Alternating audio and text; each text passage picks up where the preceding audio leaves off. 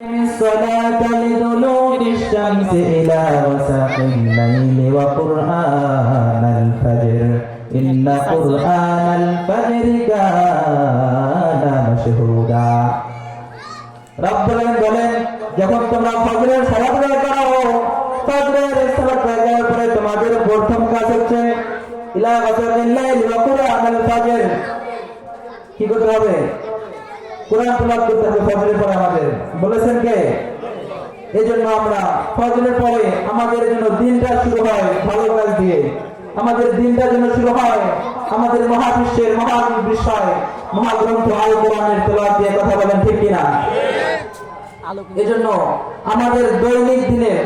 একটা রুটিন হওয়া চাই আমাদের প্রত্যেক ফজর আমাদের কোরআন তেলাওয়াত দিয়ে শুরু করব পারবো ইনশাআল্লাহ